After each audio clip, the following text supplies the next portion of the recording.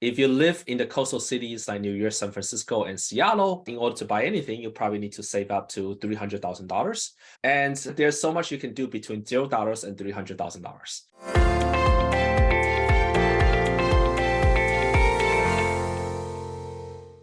Welcome to the Cashflow Marketplace. My name is Perry Zhang. I'm the founder and CEO of Cashflow Marketplace. I'm here with Lynn. How's it going, Lynn?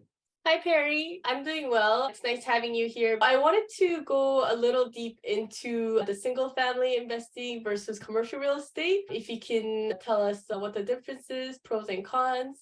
Yeah, let's talk about the pros and cons of single family investing and multifamily investing. The biggest pro is you get to learn. By buying any kind of rental property, you get to be a landlord. You learn all the do's and don'ts of being a landlord.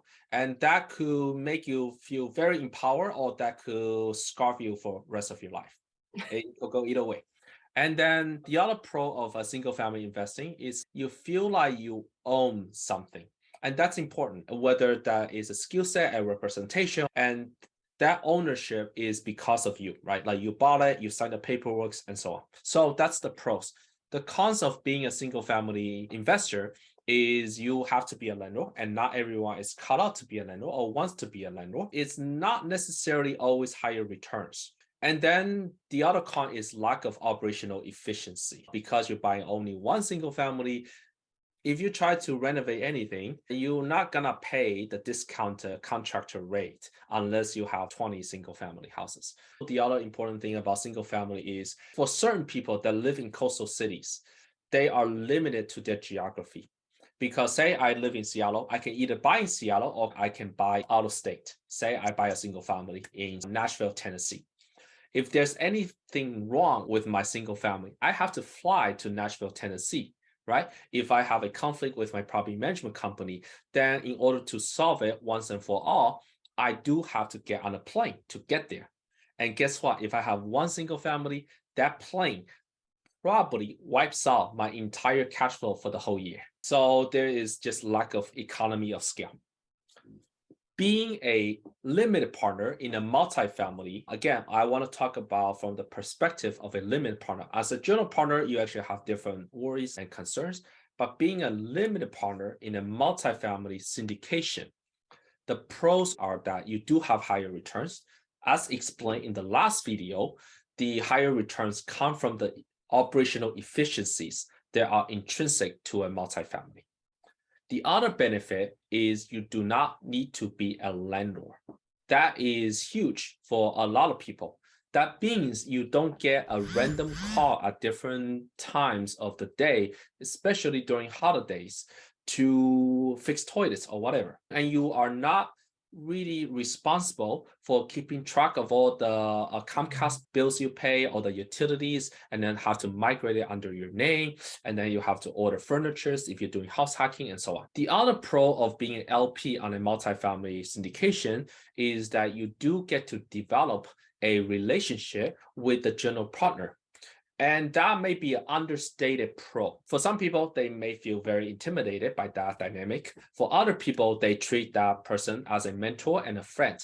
And just like, hey, I'm struggling with this. Do you have any advice? As an LP on a syndication, you could go to your general partner and say, hey, what do you think of this financial instrument? What do you think of that thing in real estate? It's like having a mentor, and that's understated. The other pro of real estate syndication as a LP is that you can invest in anywhere.